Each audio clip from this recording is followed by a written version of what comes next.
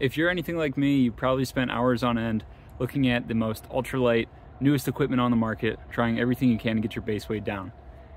Weight is important, but I'm here to say that it's not the end-all be-all. And today I want to talk about a couple of issues I've seen with the ultralight backpacking movement.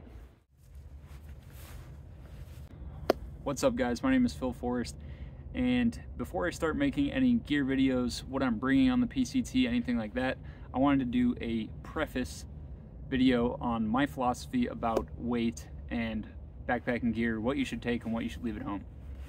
The reason I feel like this is necessary is because obviously there has been a trend in the last, I don't know, 5 years maybe, that ultralight is king and that base weight is everything. You should be going as light as you possibly can. Grams are ounces, ounces are pounds.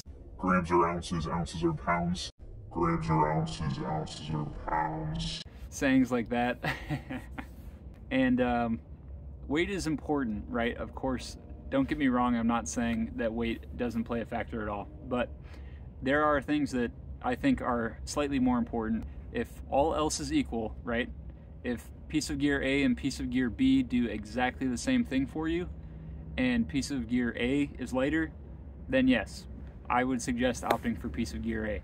But the truth is that if you have two different items that are maybe in the same category or are the same item, same type of item I mean, and one is a couple ounces heavier or lighter, the odds are that they serve different functions, they work differently, and you interact with them differently. So it's going to be very rare that all things are equal. Okay, now with that disclaimer out of the way, I want to talk about what I just said, and that is that although there are minor differences in weight, there are also minor differences in how they affect you and how they're used, which I think can outweigh, pun maybe intended, outweigh the benefits that you receive from not carrying the extra 2 or 3 ounces or whatever the weight may be with you. Just a quick example of what I'm talking about here, right?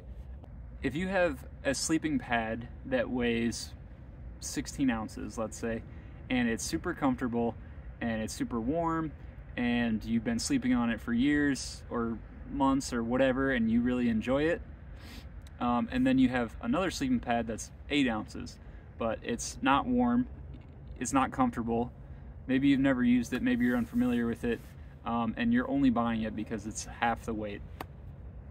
In my eyes, right, the benefit that you would receive from not carrying those extra 8 ounces during the day is completely negated when you go to sleep and you have a poor night's rest and your body's unable to recover fully. Sleep is super important. That's when your body recovers. No one likes to get a bad night's rest. It messes you up all the next day, yada, yada, yada. So in my eyes, taking a heavier sleeping pad, if it means that I'm gonna sleep warmer, sleep more comfortably, sleep through the night and let my body recover from the day, I will carry those extra whatever the difference is, you know, given that it's reasonable, right? If there's a 5-pound sleeping pad, I'm not gonna take that. But for all of these examples, I'm talking a difference of less than 8 ounces is usually what it comes down to. And yes, things add up. I got it. Things add up, but I'm saying there are some pieces of gear that you shouldn't compromise on. And in my eyes, your sleep system is one of those things. So the first problem, to sum that up, diminishing returns for ultralight gear. At some point, it doesn't matter, you're fooling yourself, and you would be much happier if you just carried those extra couple ounces and you were a lot more comfortable. The second thing that I think about when we're talking about base weight and things like that,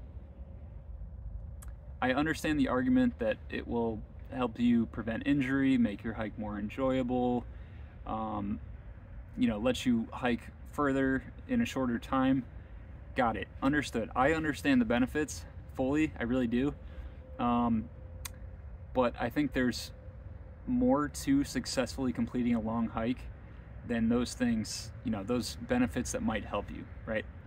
And what I mean by that is you could have the lightest pack in the world, but if you aren't physically fit or you have a bad mentality, you know, you're not totally mentally checked in, it doesn't matter how light your pack is. You could be carrying a 5-pound pack. You could be carrying no pack at all, a magical 0-pound pack. And I just think there are more important things than your weight. Like I said, if you're not fit physically or mentally, I suspect that those things will ruin your hike so much more often than how much your pack weighs. I could be naive, but I feel like no one has ever quit a long hike because their pack was 1 or 2 pounds too heavy. Problem number 2, to sum it up, is weight will not make you quit, but a bad mindset and an unfit body will. Okay, and then the third thing, the ultralight movement, is this stuff is expensive. It's very expensive. And I understand that if you take any hobby seriously enough and you want to reach a higher level, things incrementally cost more and more money. But what I'm talking about is the difference between 2 pieces of gear, right? One that's ultralight and one that's traditional or lightweight or whatever. Could be, you know, a $300 or $400 difference for, I don't know, 5-6 ounces. Most YouTube channels that we watch are about ultralight gear and blah blah blah, and I've fallen victim, not victim, but you know, I watch that stuff too.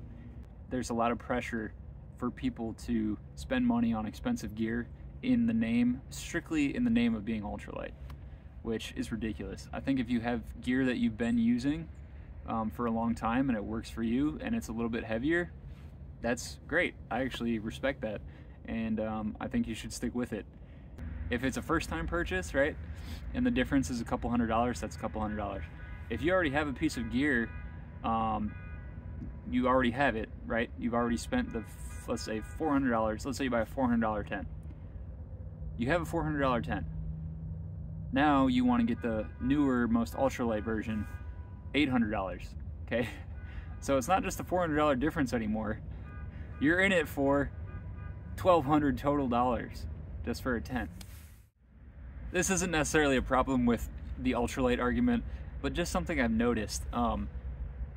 There is like an ultralight, like elitist attitude, and when I section hiked the PCT with my uncle this summer, I noticed it, and I don't know how to explain it, but it's kind of like disheartening, because you always hear people talk, hike your own hike, you know, like don't worry about other people, blah blah blah. And we're going down the trail, and people just offering unsolicited advice left and right. People making comments to my uncle with his external frame Kelty from the 80s, and they have no idea that he's already done the entire trail that they're attempting to do right now. So it's just funny, you know. Anyways, that's the video. I just want to give a preface of my philosophy on weight and gear before I start diving into my own gear videos and what I plan on bringing with me. Let me know down below if you agree or disagree. Am I totally dumb? Is ultralight king? Have you ever had any experiences on trail where you get unsolicited advice from people, or, you know, comments, people commenting on your stuff about you're such an idiot because you are bringing XYZ?